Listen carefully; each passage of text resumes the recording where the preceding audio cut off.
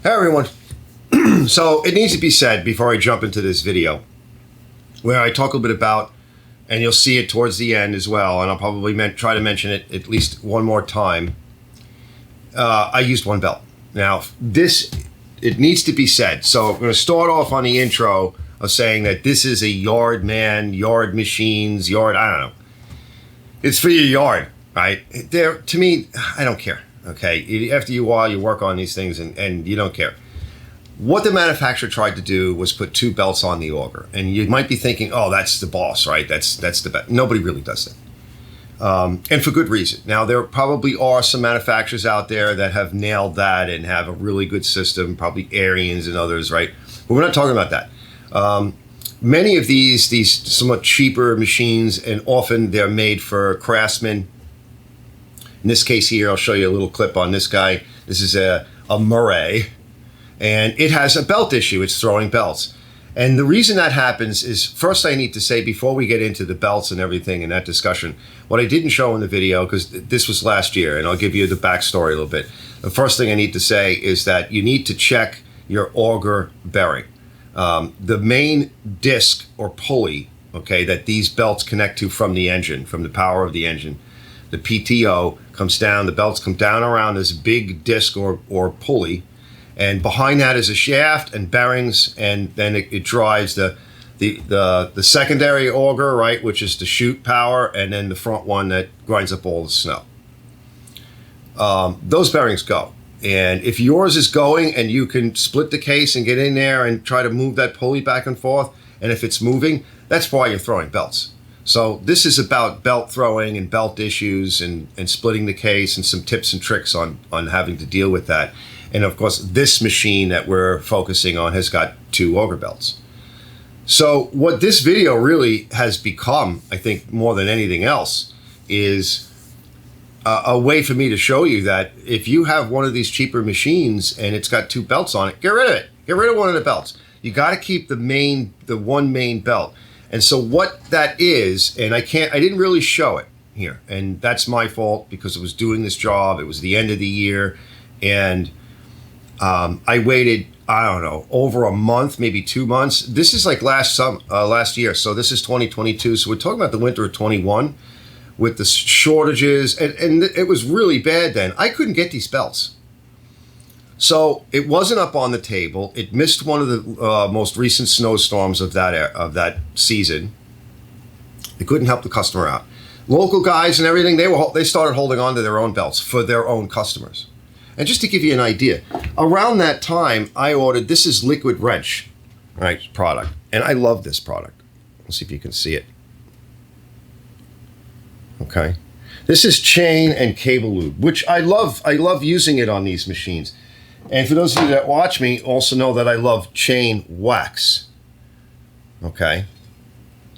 Now, the chain and cable lube is a little bit different. This liquid wrench product, it sets up different. I don't want to get into that so much right now. The other one is more of a wax and it'll leave a greasy coating. This is good for cables. The other one, not so much because it waxes up. This stays a little bit more, the other one's more greasy. This one's a little bit more oily, right? But thicker. And it goes in, they both go in like a penetrant. So I love these two products. I'm trying to nail down what products I really like here in the shop. Well, this is like, I ordered this in 2021. I got it recently. This liquid wrench, right? This is what's going on. I don't know how many months I've waited. So that's a separate issue, but it's part of what was going on here. So I'm out there in the yard trying to fix this thing, trying to get it out of here finally. It's been sitting forever. Now getting back to the belt issue. So I'm trying to get these belts on. They're not quite fitting right. They're really tight. You may find that to be a problem, guys. You buy a new belt. I ordered the belts for the machine. You know, the original equipment and these aftermarkets, I forget whether I ordered a Gates or whatever. I might even have mentioned it. And I'll try and put a shot in as well if I haven't already. A shot of the actual belt that I use, because I think I have the folder slip that the belts slip in. This is a little bit tight, and I didn't get a shot of this, but there's an arm here, and I want to kind of put the B-roll in and try to show you. There's the arm that is the belt tensioner.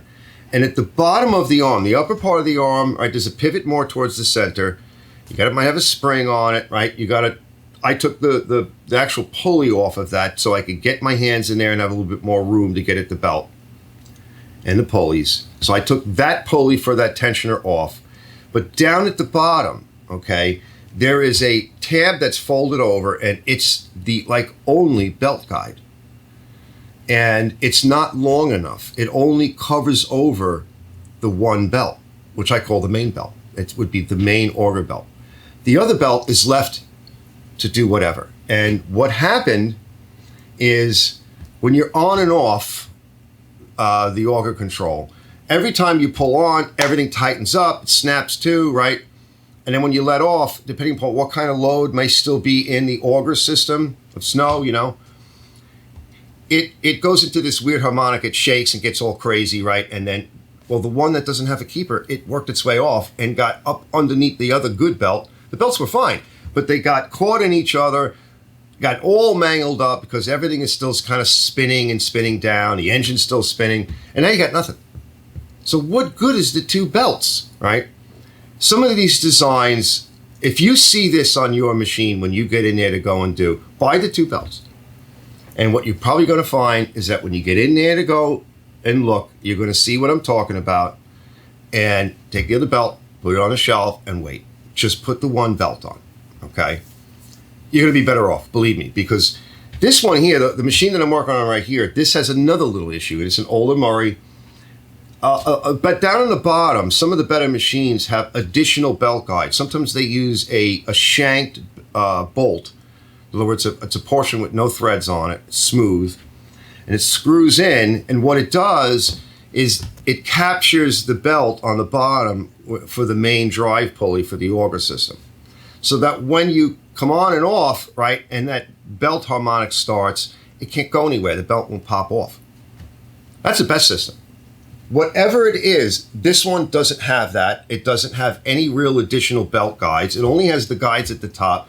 So there's really nothing in the bottom. So when it starts shaking, and the customer, this is TJM, hey, what's up, Tony? By the way, he actually described this because he knew this was happening. And so he's had problems. So we got to try to sort this out.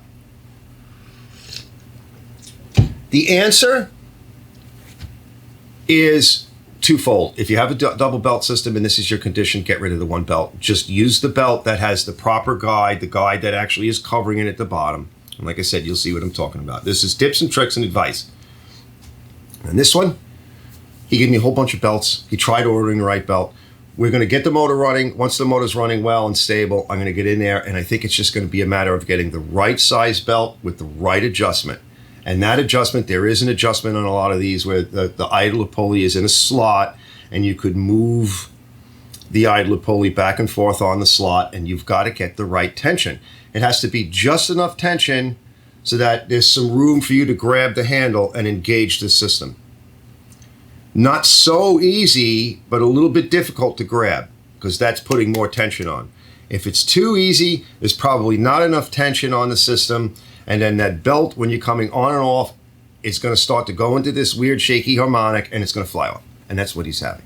All right, so let's get started with the video. It's tips and tricks. I probably could talk for days about this, but there's so many different machines, and when you start to get into these issues, and again, getting the correct belt, and when I mean correct belt, I don't know what that means, right? You know, Gates and others, there's a lot of good manufacturers of belts out there. It's the correct size, it's the correct width. And on this machine coming up, this Murray, he's a subscriber actually. I have a feeling is that we're going to have to go with a thinner belt. Now the belt, hold on, that's the heat. Oh, let me turn that off. Sorry guys. The belt for the YardMan in this video, right, they were factory sizes, and I believe they're 3/8. So the next size down is 1/4. But 3/8 is the correct pulley size and belt size for this video in this machine. For this one, I have a feeling that the 3/8 belt is going to be too big, or something's not right, and we're going to need to let the belt go deeper into the pulley. And by doing that, in this case, I think that it will since it's sitting deeper in the pulley, when it starts to get floppy, it's just a theory, but that deeper pulley will be sitting over the belt and capturing it more, and it won't allow it to come off. I don't know what to tell you. They get older, right? Sometimes the engineers make a mistake. Sometimes there's recalls, and you may even be able to check. If it's a Craftsman, a lot of times you can actually contact Craftsman if there's a recall or something that I don't know about, that you may not know about. It happens, right? Some of these plastic wheels got recalled because they were blowing up. Yeah. So it's tips and tricks. That's what this is really about. Let's get started on the video. All right, I'll see you guys in a bit.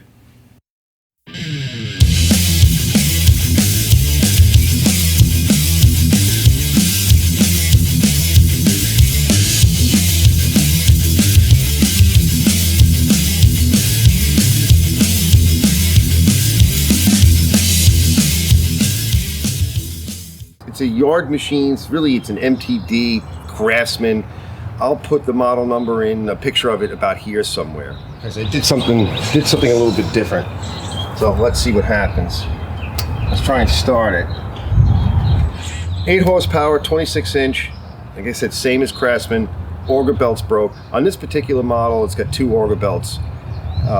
And what happened was one belt broke, and because there's no room in here, the broken belt got caught up in the working belt and pretty much tore it to shreds. So let's get in and unbolt the 2 sections, separate them, and I'll show you how I go about doing it. So next thing up is I'm going to get you in a little bit closer. And this one, it's 3 bolts aside, and we'll take those bolts out and we'll separate the 2 pieces. And we have to prop up one of these pieces, so let me go get something to prop that up with. Whatever you can, a 2x4, cut the length, a 2x3, a broom handle, something to help you prop it up. So let me go get what I use, which is just a microphone stand. For those musicians out there, you could use one of those. Okay guys, so I got myself a broom handle with / paint stick extender and a brick, and I also have my microphone stand. And I just have it propped up, holding up the handle. If you have an extra person, you don't need that, but I'm always by myself. So it's just a tip. So I'm going to start off with putting a little bit of Skooma Jutes on this side too. And I'm going to remove these bolts.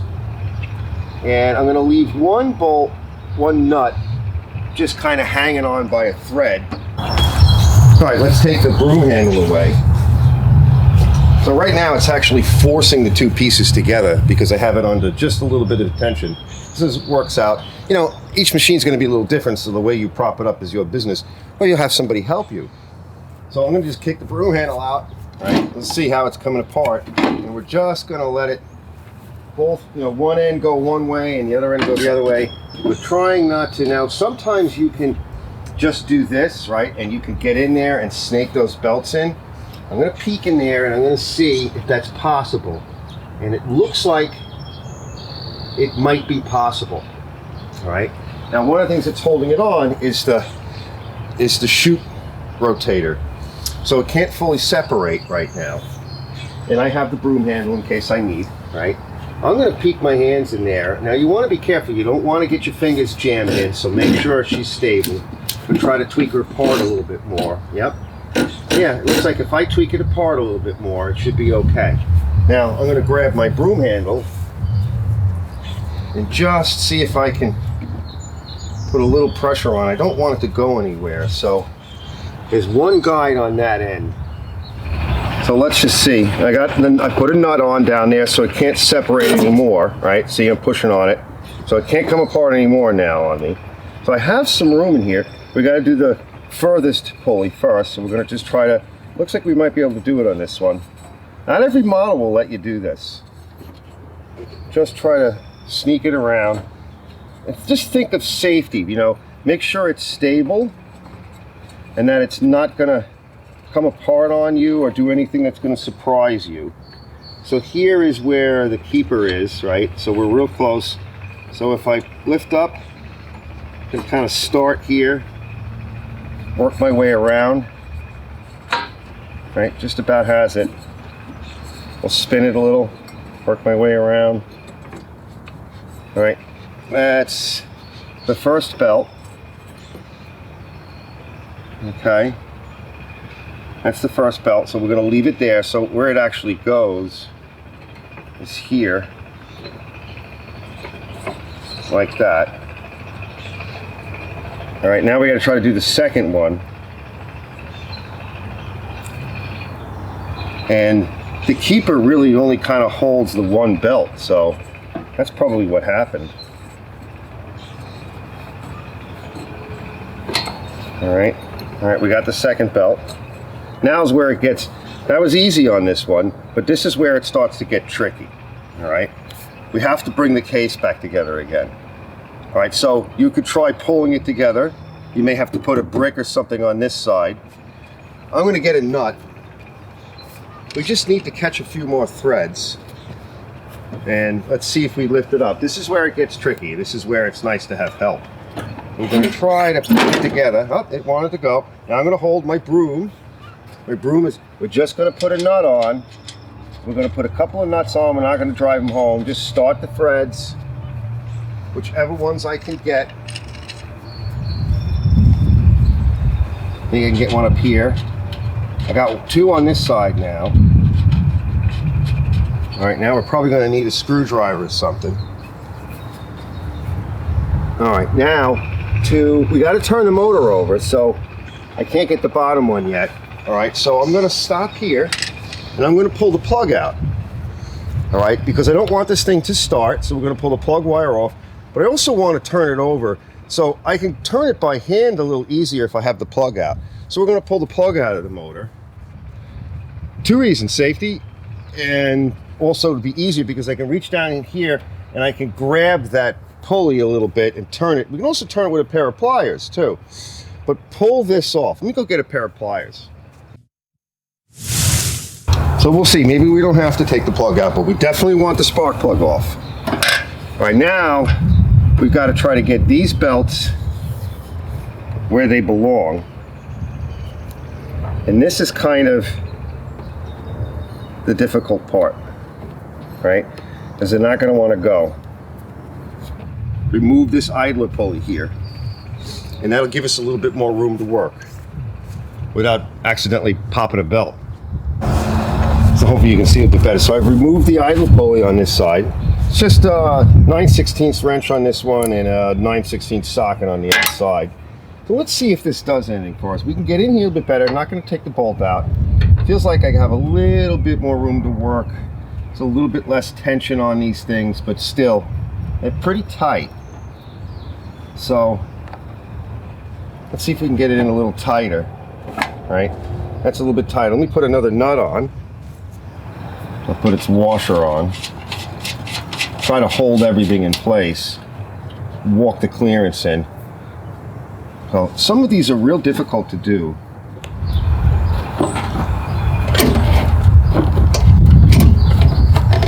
Almost. Okay, that's one. Watch your finger. I'll just help guide it. Use a pair of pliers.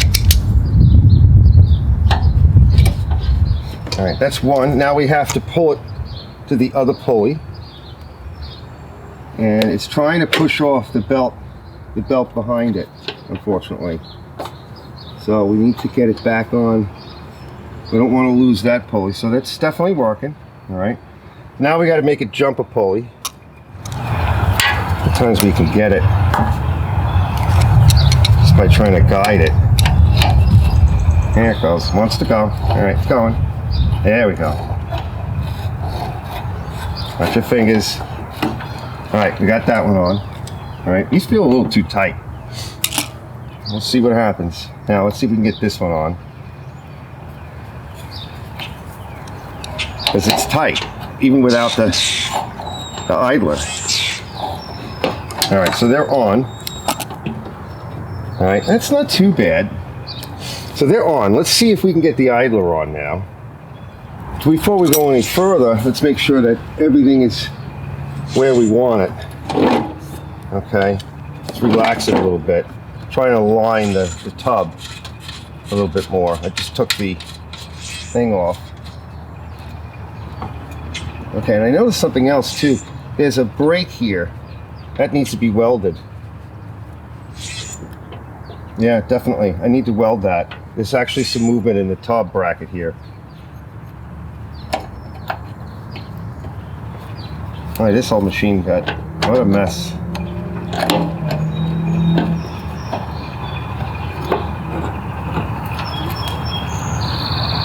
This one's going on. Let's see if we can get this one on. We're gonna have to weld out, to bring it in and weld it. Let's just see if we can get this on. It's going.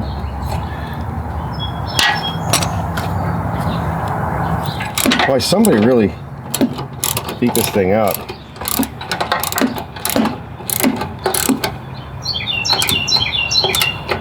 Okay. All right, that's done. So now let's tighten up, put on all the other nuts, and we'll tighten it up and we'll test it. And then if it seems to work out, it feels like it's the wrong ones, but they'll stretch. Yeah, it's really not the right ones. All right, we'll be back in a bit.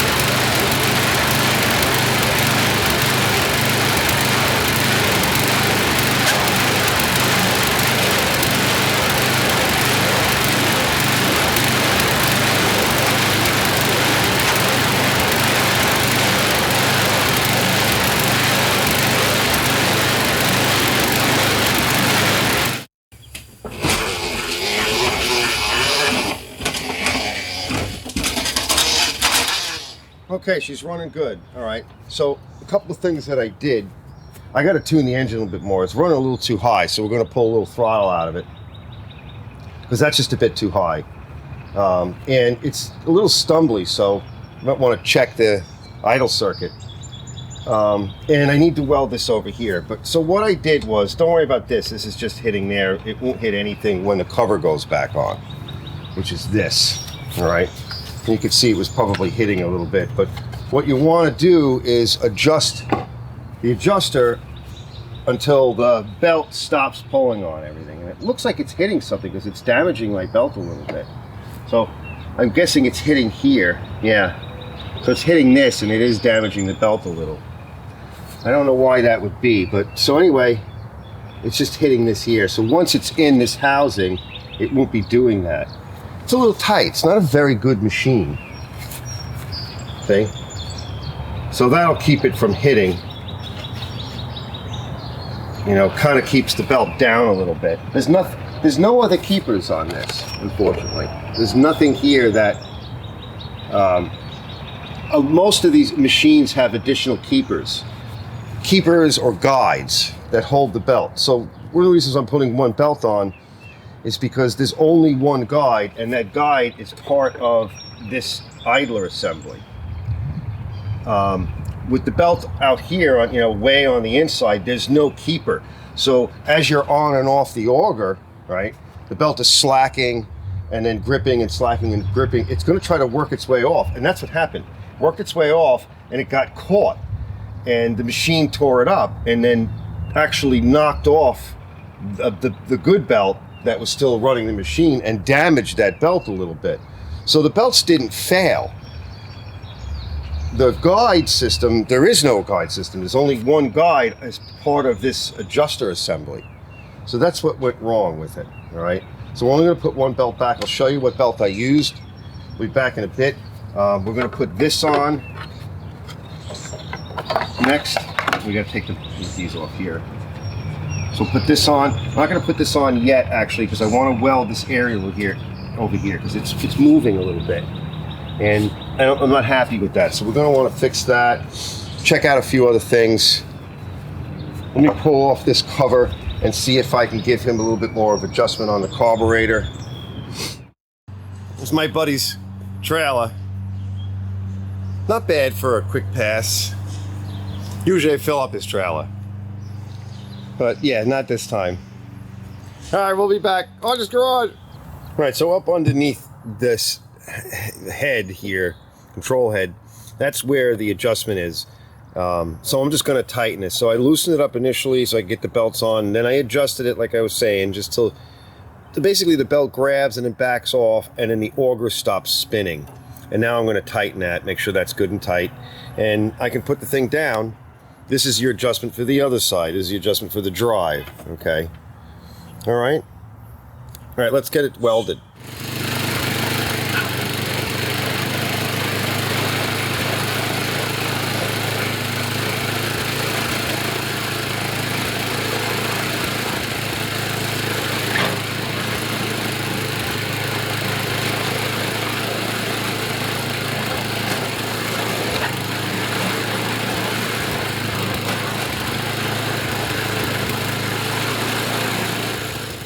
Something wasn't right with it, or maybe somebody was screwing with it, but it's set now. I got the idle set, and I got the high RPM set. Sounds good, it's running well, it sounds even better on the load. Let's put the cover back on. I gotta find a screw fell off. One of the screws that mounts to the front of the carburetor fell off, so they're usually on there pretty good. So I'm gonna put a little Loctite, I'm gonna find another one. It's just on the front of the carburetor, and it holds the air box on to the front of the carburetor, but the airbox is held on by two really big screws, one on the front, one on the side. Be back in a bit.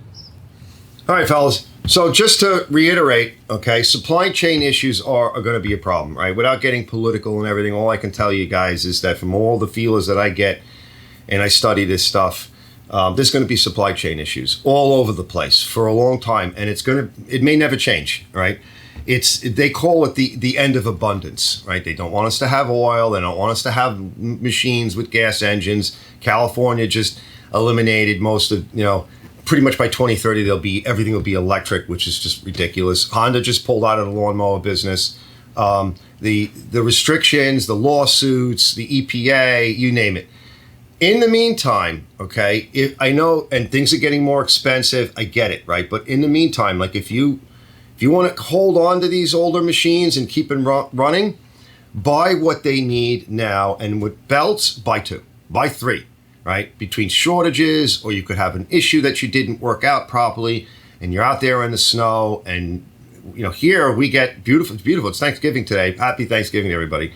And it's warm out, right? It's nice, right? A couple of years ago, people were freezing, right? You just don't know. It's hit or miss. So you don't want to be out there struggling and you didn't get it right. You tried, you got real close, but it ate a belt and it damaged the belt. And now you still got like 2 feet of snow to get rid of. Get another belt, right? The Amazon's great because it can deliver you stuff, and they're going to do their best to keep, pulling from different sources. But as I've learned the hard way, don't count on it, right?